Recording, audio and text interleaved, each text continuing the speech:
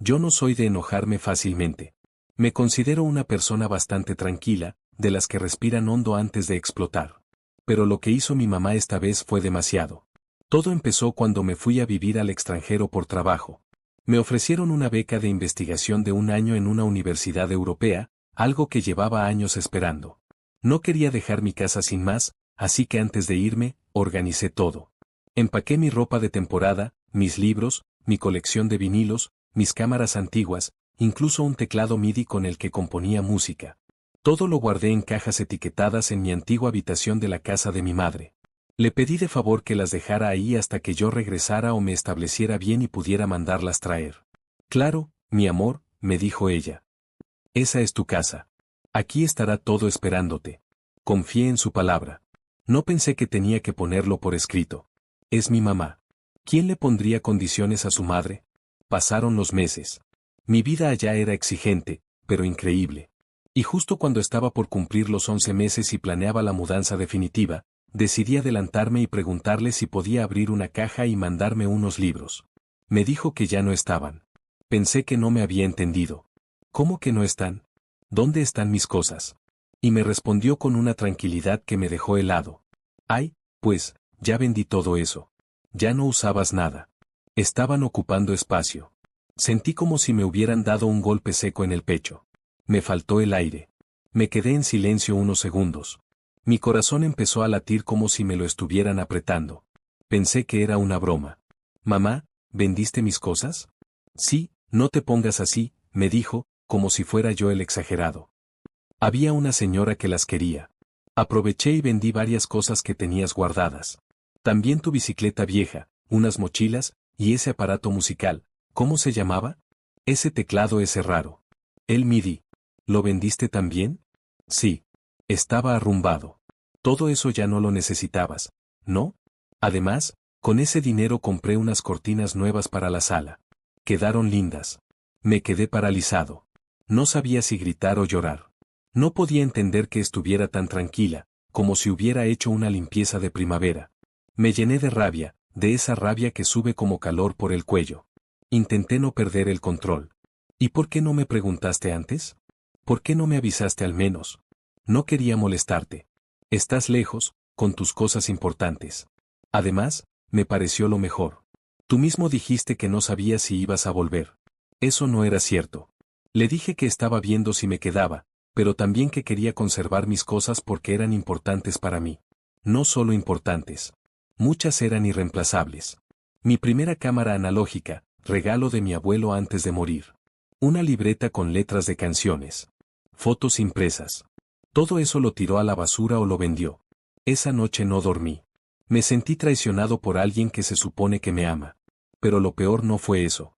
Lo peor vino después, cuando le conté a mi hermana lo que había pasado y ella soltó una risa incómoda. ¿Te vendió tus cosas también? Me dijo, sin sorpresa. A mí me lo hizo cuando me fui con Lucas. Cuando regresé, mis libros ya los tenía una sobrina de una vecina, y mi ropa la había regalado. Me enfadé tanto que casi no le hablo en meses. No podía creer lo que escuchaba. No era una equivocación. No era un olvido. Era un patrón. Mi mamá tenía la manía de desaparecer las cosas de sus hijos cuando no estábamos. Como si la casa fuera solo de ella y nosotros fuéramos visitantes temporales. ¿Y nunca te las devolvió? Le pregunté. No, ni las pidió de vuelta. Le da igual. Ella piensa que tiene derecho a hacer lo que quiera con lo que está en su casa. Sentí un nudo en el estómago. Ese tipo de derecho, me sonaba más a control que a amor.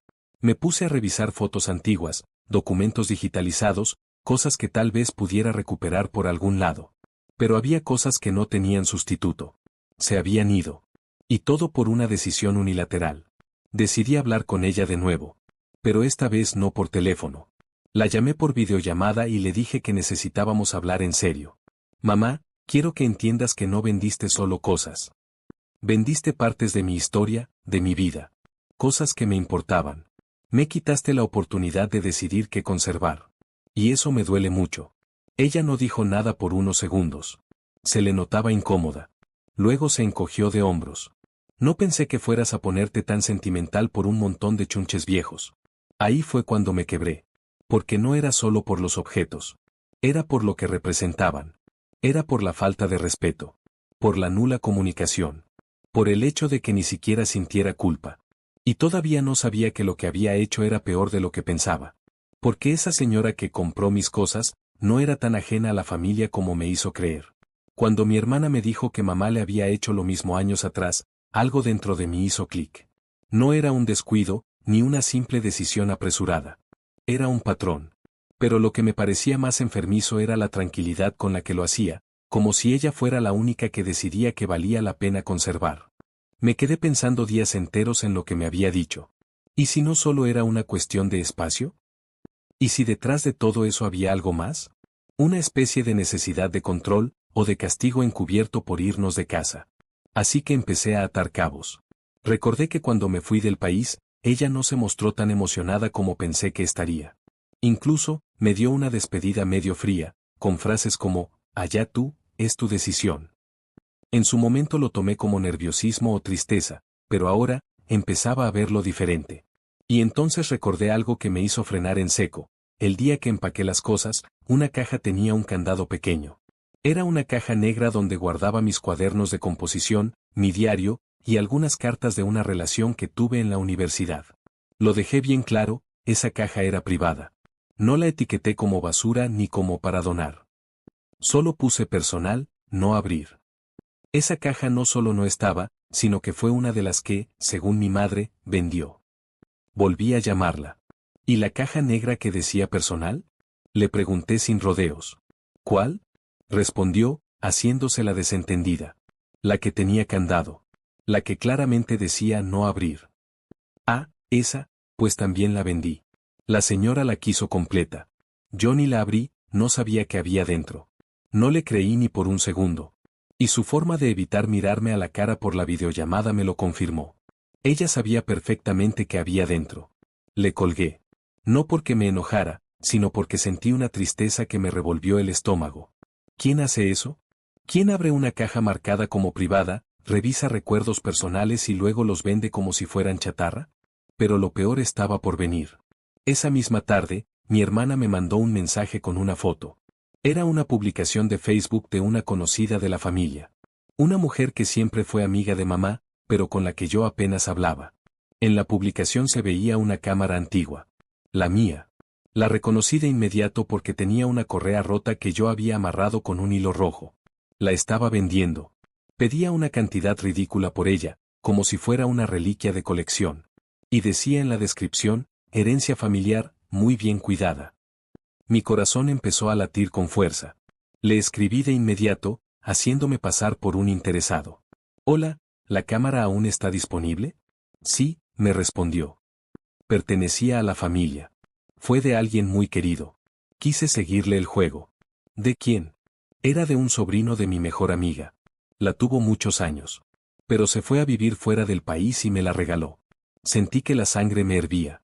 Mi madre no solo había vendido mis cosas, sino que había mentido diciendo que se las había regalado a esa señora. Y esa mujer, encima, estaba lucrando con objetos que ni siquiera le pertenecían. Le tomé capturas a todo. Después, mi hermana me dijo algo que me revolvió el estómago. Esa misma mujer tenía, según ella, una libreta con letras escritas a mano de un joven artista que ya no vive en el país. La había mostrado en una reunión, diciendo que se la habían legado y que algún día podría valer mucho. Era mi libreta. Mis letras. Mis emociones convertidas en mercancía. Sentí una mezcla de dolor, rabia y traición que no sabía cómo contener. No podía dejarlo así. Decidí confrontar a mi madre por última vez. Pero esta vez, tenía pruebas. Y una idea. Le escribí y le dije que necesitábamos hablar con mi hermana presente. Hicimos una videollamada grupal. Mi madre se notaba molesta, como si ya estuviera harta del tema. ¿Otra vez con eso? Dijo apenas conectó. Sí, otra vez, respondí. Porque descubrimos algo muy grave. ¿Te suena el nombre de Florencia Muñoz? Puso cara de desconcierto por unos segundos. Luego frunció el ceño. ¿La Florencia? ¿Qué tiene que ver ella? Pues resulta que ella está vendiendo mis cosas. La cámara de mi abuelo, mi libreta de letras, incluso dijo que le regalaste todo eso. ¿Me lo regalaste a mí y se lo diste a ella? Ahí fue cuando se quedó callada. Mi hermana la miraba en silencio. Mamá solo apretó los labios. Ella te ayudó a limpiar, ¿verdad? Insistí. O se las diste para que sacara algo de dinero y compartieran. Entonces, soltó la frase que me congeló. Yo no tengo por qué darte explicaciones. Esa casa es mía. Las cosas estaban ahí abandonadas. Yo decidí qué hacer con ellas. No voy a cargar toda la vida con las cosas de ustedes. Me dolió. Me dolió muchísimo. Porque ni siquiera intentó entender el daño que hizo. Ni una pizca de arrepentimiento. Solo egoísmo y desprecio. Y fue en ese momento que mi hermana dijo algo que lo cambió todo. ¿Sabes qué, mamá? Tú también tenías cosas mías en esa casa. Yo también las quiero de vuelta. Y si no puedes devolvérnoslas, al menos danos lo que obtuviste. El dinero. Porque tú lucraste con recuerdos que no te pertenecían. La cara de mamá cambió de inmediato. ¿Qué estás insinuando? ¿Que les pague? No. Estoy diciendo que ya no puedes esperar que confiemos en ti. Y si no te importa lo que perdiste, entonces que tampoco te sorprenda si nosotros también decidimos alejarnos. Mamá se desconectó de la llamada sin decir nada más. Pero yo ya tenía un plan. Un plan que no iba a anunciarle. Uno que implicaba recuperar lo que pudiera, y darle una lección que jamás olvidaría.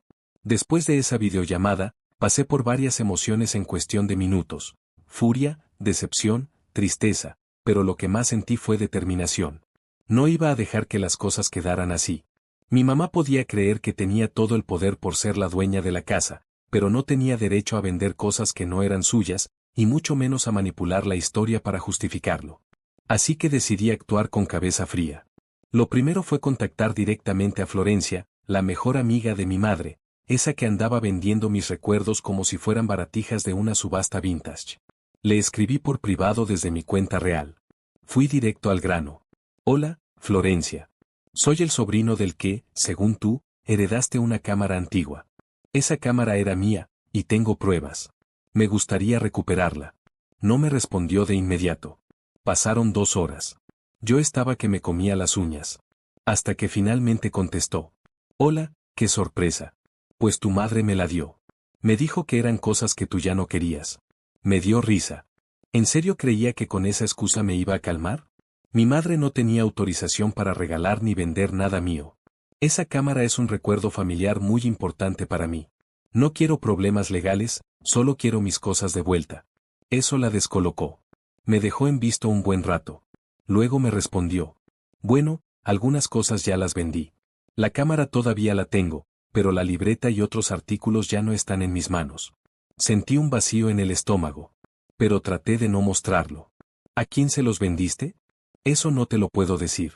Entonces, si no vas a colaborar, voy a tener que reportarte. Porque lo que hiciste fue comprar, o recibir, propiedad ajena sin verificar su origen. Y luego lucrar con ella. La bloqueé unos minutos después de mandar eso.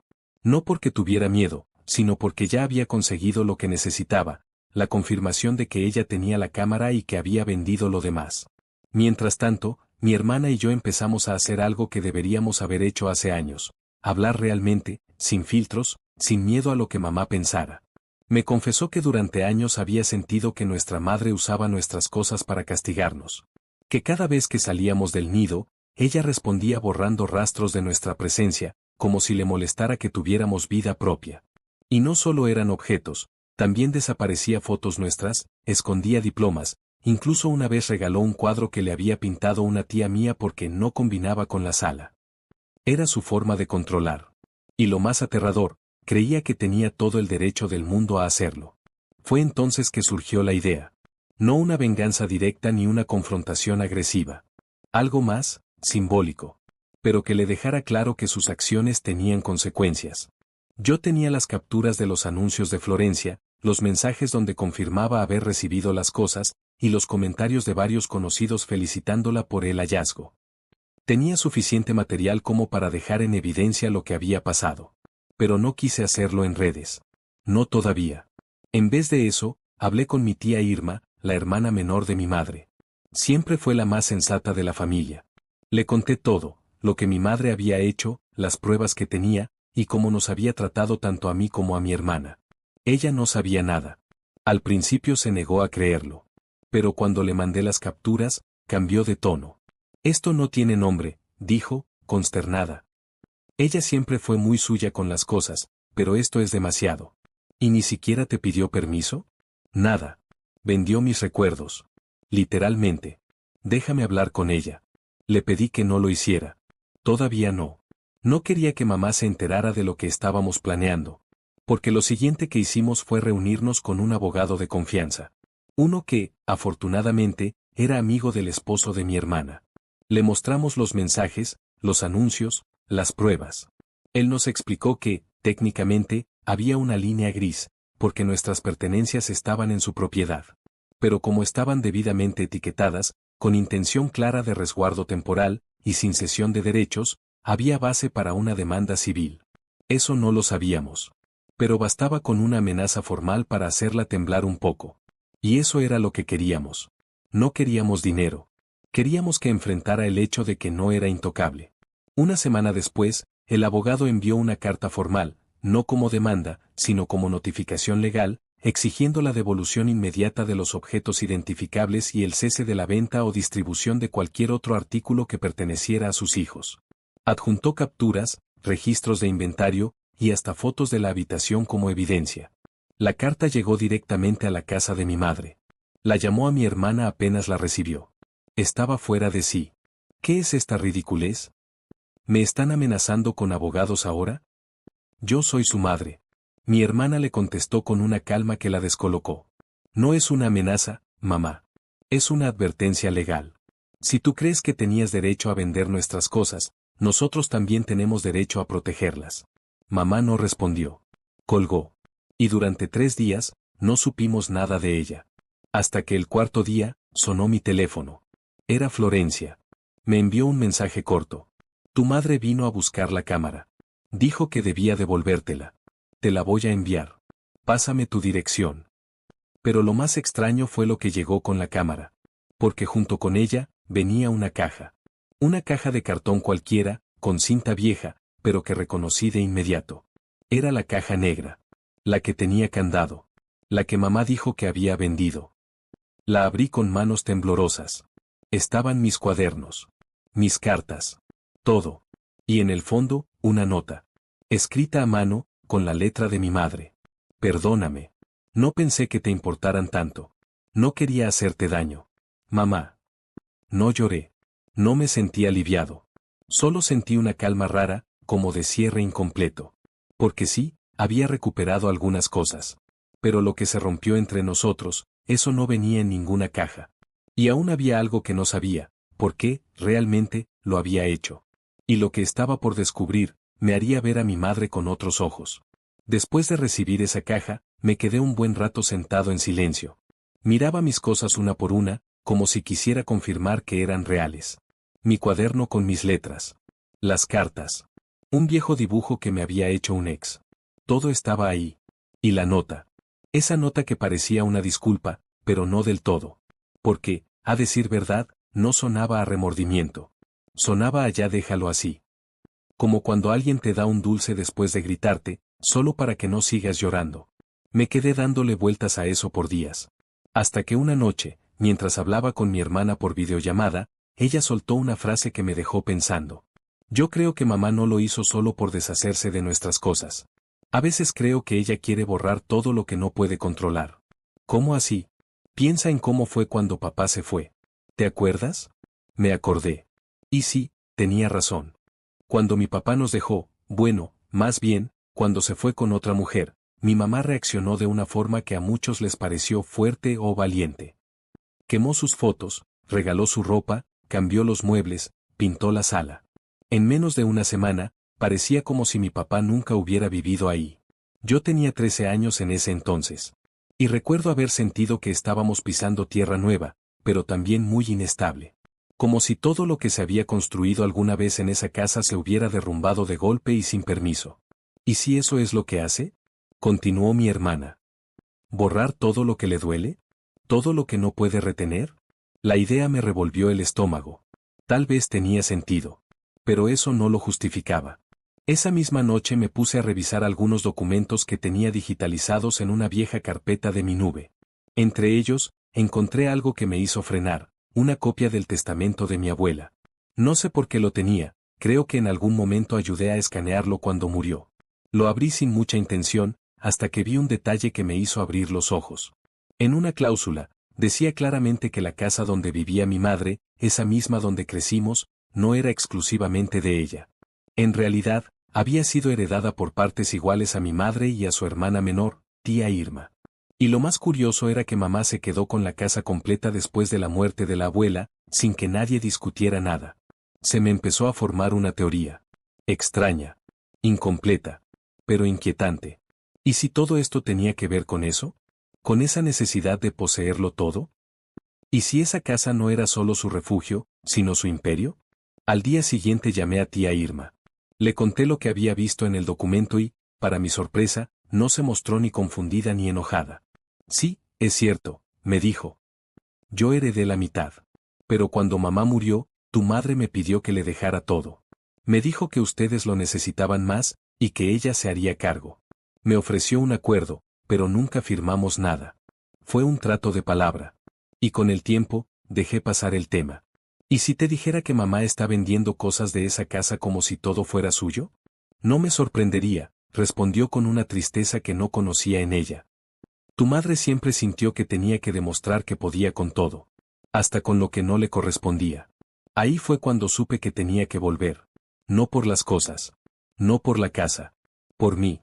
Necesitaba cerrar ese capítulo con mis propios ojos. Así que reservé un vuelo de regreso. No le avisé a mamá. Solo le dije a mi hermana y a tía Irma. Llegué un martes por la tarde. Fue como entrar a un escenario congelado en el tiempo. La fachada de la casa seguía igual. Pero por dentro, todo era distinto. Mi madre abrió la puerta con una mezcla rara de sorpresa, incomodidad y orgullo herido. ¿Viniste sin avisar? Sí. Tenía que hacerlo. No me ofreció pasar. Pero pasé igual. Caminé hasta mi antigua habitación. Estaba vacía. Como si nunca hubiera vivido ahí. Ni un cuadro, ni una caja, ni una sombra de lo que fue. ¿Querías ver tu cuarto? Ahí lo tienes, dijo, cruzándose de brazos. La miré. Ya no sentía rabia. Solo una tristeza muy profunda. Como cuando te das cuenta de que un lugar que amabas ya no existe más. No vine por mis cosas. Vine por lo que queda. Ella no entendió. ¿Por lo que queda de qué? De ti, mamá. De nosotros. De la confianza. De la historia que te empeñaste en borrar. Se quedó callada. Respiraba agitada. Me di cuenta de que estaba conteniéndose. Yo no soy la mala aquí, dijo finalmente. Siempre he hecho lo mejor que he podido. Me dejaron sola. Tu padre me abandonó. Ustedes también se fueron. ¿Qué esperaban? ¿Que me quedara rodeada de cajas y recuerdos que solo me hacían sentir más vacía? Y ahí lo vi claro. No era maldad. Era miedo. Miedo a quedarse sola. Miedo a no tener control. Miedo a aceptar que sus hijos ya no eran niños. No querías deshacerte de nuestras cosas, mamá. Querías deshacerte del dolor. Me miró, y por un segundo, pareció que iba a llorar. Pero no lo hizo. Dio media vuelta y se fue a la cocina. No hubo abrazo. No hubo reconciliación. Pero ese día, sentí que había empezado algo distinto. Tal vez un nuevo tipo de relación, más honesta. Más cruda, sí. Pero real. Antes de irme, dejé una carta sobre la mesa del comedor. En ella le dije todo lo que sentía. El dolor, la rabia, la decepción, pero también el deseo de sanar. De dejar de jugar a las apariencias. De intentar reconstruir, aunque fuera desde cero. Y le dejé una frase al final. Aún estoy aquí. Pero no me busques entre cajas vacías. Búscame donde haya espacio para los dos. Subí al taxi con el corazón apretado. No sabía si volvería a esa casa otra vez. Pero al menos, esta vez, me fui por decisión propia. Y aunque aún faltaban heridas por cerrar, no todo estaba perdido. Regresé a Europa con el corazón revuelto. Mi viaje a casa no trajo reconciliación, ni tampoco venganza. Pero sí me dejó algo que no tenía antes, claridad. Durante años pensé que mi madre era simplemente controladora, rígida, obsesiva con el orden. Pero no. Era alguien que había construido su fortaleza personal sobre los escombros de lo que no quería enfrentar. Y nosotros, sus hijos, éramos parte de esos escombros cada vez que nos alejábamos. Los días siguientes fueron raros. Mi hermana y yo hablábamos casi todos los días, como si quisiéramos recuperar el tiempo que mamá nos hizo sentir culpables por irnos. Ella también estaba procesando muchas cosas. Me contó que, Tras mi visita, mi madre no había hablado mucho. Estaba distante, pero no agresiva. Más bien, callada. Como alguien que está empezando a verse al espejo y no le gusta lo que encuentra. Yo seguía dándole vueltas a todo. A las palabras que le dije. A las que no. A la nota que me dejó en la caja. Me preguntaba si su perdóname era real o solo un recurso para que todo quedara enterrado. Pero la respuesta llegó sola, de la manera más inesperada. Una tarde, recibí un correo electrónico de una cuenta que no reconocí. El asunto decía, te debo una explicación. Y sí, era de ella. De mi mamá. No recuerdo haber sentido tantas cosas al mismo tiempo al leer un simple encabezado. El mensaje decía lo siguiente. No sabía si escribirte. No sabía si tenías interés en saber lo que pienso. Pero después de tu visita, me quedó claro que no puedo seguir fingiendo que todo está bien cuando no lo está. No te vendí tus cosas por odio. Ni por venganza. Lo hice porque no podía verlas sin sentirme una fracasada. Me recordaban que te fuiste. Que hiciste tu vida. Que yo me quedé aquí, sola, sin propósito, cuidando una casa llena de voces que ya no estaban. Cada caja era como una herida abierta. Cada vez que pasaba frente a tu cuarto, sentía que el tiempo me escupía en la cara lo rápido que me habías dejado atrás. No fue justo lo que hice. Lo sé. No estoy orgullosa. Pero tampoco soy una villana. Nunca supe ser madre de adultos. Solo supe ser madre de niños que me necesitaban. Cuando dejaron de hacerlo, me sentí desechada. Como esas cosas que vendí. No espero que me perdones. Pero al menos quería que supieras la verdad. La verdad que ni yo me había dicho hasta ahora. Tuve que releerlo varias veces. No porque no lo entendiera, sino porque no podía procesar del todo que mi madre, la mujer que siempre creyó tener la razón en todo, estuviera bajando la guardia de esa forma. Me quedé mirando la pantalla un rato. Con el estómago revuelto. Pensando en cómo responder algo así. Y si debía hacerlo. Decidí que sí. Le escribí de vuelta. No un ensayo emocional, no un reclamo disfrazado. Solo una respuesta sincera. Gracias por escribirme. No soy quien para juzgarte. Pero sí necesitaba entender. Aún me duele lo que pasó. Pero también me duele lo que tú sentiste. Tal vez podamos empezar desde ahí. Y así fue como, después de meses de tensión, empezamos un nuevo tipo de conversación. No diaria. No llena de cariño. Pero honesta. Sin mentiras. Sin excusas. Lo que pasó con mis cosas no se puede deshacer. Nunca voy a recuperar ciertas cartas, fotos, o recuerdos. Pero lo que sí estoy recuperando es algo que pensé que ya no existía, una posibilidad. La posibilidad de que mamá deje de vernos como cosas que perdió, y empiece a vernos como personas con quienes aún puede construir. Unas semanas después, mi hermana me contó que mamá fue a verla. Le llevó un par de libros que, según ella, encontró en una caja vieja. Uno de ellos era de mi hermana. Con su nombre escrito a mano en la primera página. Mi hermana se quebró al contármelo. Y yo también, por dentro. No porque fuera un gesto perfecto, sino porque por primera vez, parecía que mamá no estaba borrando. Estaba devolviendo. Y entonces, justo cuando pensaba que el pasado ya había soltado su última carta, apareció una caja más. No llegó por correo. No me la mandó mi madre. La trajo una amiga mía de la infancia, llamada Andrea, que vive en la misma ciudad que mamá. Nos vimos un fin de semana, tomamos café, y me dijo algo que me descolocó. Tu mamá me pidió que te entregara esto. Dijo que no se sentía con derecho de enviártela directamente. Que si querías, la abrieras, y si no, la tiraras. Era una caja de madera pequeña, vieja, con una cerradura rota. Cuando la abrí, lo entendí todo. Estaban ahí las fotos de mis primeros dibujos, grabaciones de mis canciones en discos quemados, pequeñas notas que escribí de niño, y una carta más. Guardé esto sin saber por qué. Tal vez porque no me atrevía a soltarlo. O porque en el fondo sabía que algún día ibas a necesitarlo. Yo también lo necesitaba. Perdón por hacerte sentir como si tus recuerdos no valían nada. Eran lo único que me quedaba de ti cuando te fuiste. Ahí sí lloré. Lloré de verdad. En silencio. Con la caja en las piernas. Como alguien que encuentra un pedazo de sí mismo que daba por perdido. Y no. No lo justifico. Lo que hizo estuvo mal. Muy mal. Pero entendí algo que nunca había entendido. A veces, las personas no destruyen por odio. Destruyen por miedo. Y el miedo, cuando no se enfrenta, arrasa con todo. Después de esa caja, algo cambió en mí. No fue automático, No fue un perdón de película con música suave de fondo, pero sí fue un pequeño ajuste interno, como si una pieza que llevaba años fuera de lugar al fin encajara, aunque todavía con grietas. Le escribí a mi mamá una semana después de recibir la caja. Solo le puse: gracias. Esta vez, sí me llegó al corazón. No respondió enseguida. Tardó varios días. Cuando por fin lo hizo, solo me dijo: yo también estoy intentando. Y no necesitaba más. A veces las conversaciones más importantes no tienen que ser largas. Tienen que ser sinceras. Y esa lo fue. Pero justo cuando las cosas parecían empezar a calmarse, algo inesperado reavivó la tensión. Una tarde, mientras hablaba con mi hermana, me mencionó que mamá había empezado a limpiar el desván de la casa. Y por limpiar quería decir tirar, regalar o vender todo lo que ella consideraba inútil. Mi hermana intentó frenarla, diciéndole que tal vez algunas cosas eran de otros familiares, que lo consultara antes. Pero mi mamá, fiel a su estilo, respondió: si están aquí, es porque no les importaban. Mi hermana se fue molesta de la casa. Y no la culpé.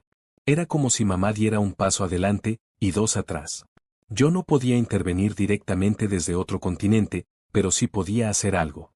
Decidí hablar con tía Irma. Le conté lo que estaba pasando.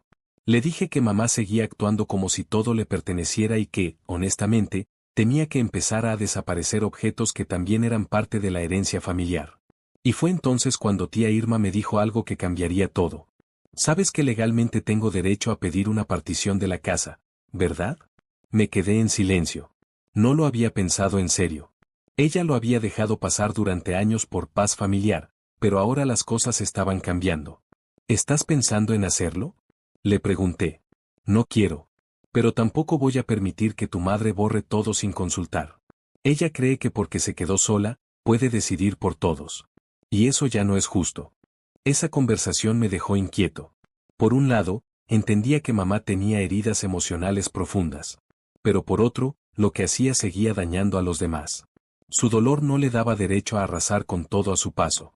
Días después, recibí un mensaje de mi prima Lucía, hija de tía Irma. Me dijo que había pasado por casa de mamá a dejar unos papeles, y que, mientras conversaban, mamá le mencionó que estaba pensando en vender algunas antigüedades de la abuela. Eso sí me preocupó. Había piezas valiosas, no solo económicamente, sino emocionalmente. El reloj de péndulo, una vajilla de porcelana, cartas de nuestros bisabuelos. Cosas que mi madre nunca valoró mucho, pero que otros en la familia sí. Entonces, sin pensarlo dos veces, llamé a mamá. Mamá, ¿estás planeando vender cosas de la abuela? Pausa. Larga. ¿Y sí? ¿Qué tiene de malo? Tiene de malo que no son tuyas. Esa casa no es solo tuya. Hay cosas ahí que también le pertenecen a Irma. Y al resto de la familia. Y si no quieres que esto escale legalmente, deberías parar. ¿Ahora me estás amenazando? ¿Tú también? No es una amenaza. Es una realidad. Tú misma empezaste todo esto cuando creíste que podías decidir por todo sin hablarlo con nadie. Ahí explotó. ¿Sabes lo que es quedarse sola en una casa donde todo te recuerda que fuiste abandonada?